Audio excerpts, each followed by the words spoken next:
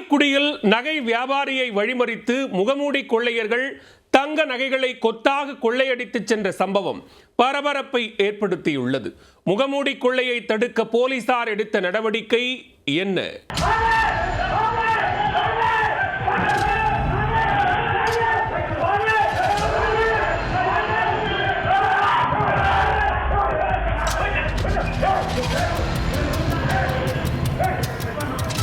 சிவகங்கை மாவட்டம் காரைக்குடியில் வழிப்பறி கொள்ளையை தடுக்க வந்த பொதுமக்களை முகமூடி கொள்ளையர்கள் கத்தியை காட்டி மிரட்டிய காட்சிதான் இது.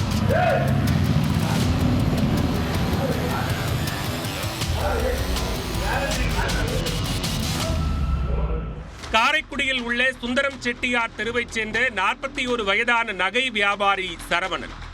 இவர் திங்கட்கிழமை இரவு சென்னையிலிருந்து 41 லட்சம் ரூபாய் மதிப்பிலான 75 சவரன் தங்க நகைகள் மற்றும் 7 லட்சம் ரூபாய் மதிப்பில் 7 கிலோ வெள்ளிக்கட்டிகளை வாங்கி வந்தார். பேருந்திலேயே வந்த இவர் பேருந்து நிலையத்திலிருந்து தனது வீட்டிற்கு நடந்தே சென்றுள்ளார். அப்போது 3 இருசக்கர வாகனங்களில் முகமூடி மற்றும் ஹெல்மெட் அணிந்து கொண்டு வந்த 6 பேர் திடீரென சரவணனை வழிமறித்துள்ளனர். அவர் சுதாரிப்பதற்குள் முகமூடி கொள்ளையர்கள் பைக்கிலிருந்து இறங்கி அவரை கட்டம் கட்டியுள்ளனர். தப்பிக்க முயன்ற சரவணனை கத்தியை காட்டி மிரட்டிய முகமூடி கொள்ளையர்கள் அவரிடமிருந்த நகைப்பையை அபகரிக்க முயற்சி செய்துள்ளனர்.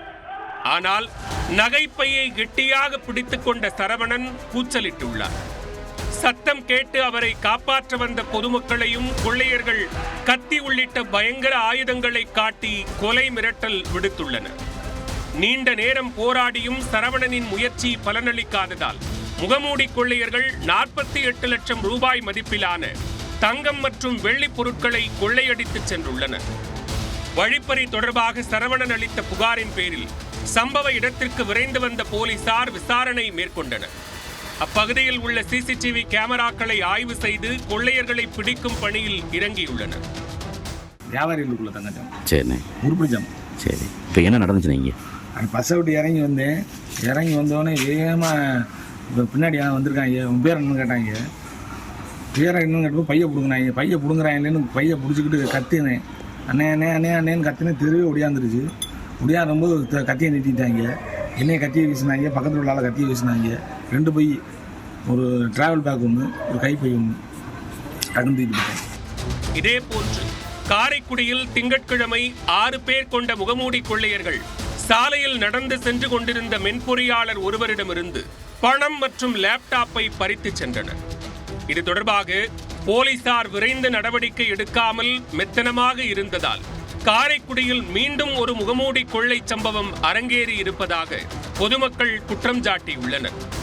இருவேறு வழிப்பறி சம்பவங்களிலும் ஈடுபட்டது ஒரே கும்பலா எனவும் சந்தேகம் எழுந்துள்ளது.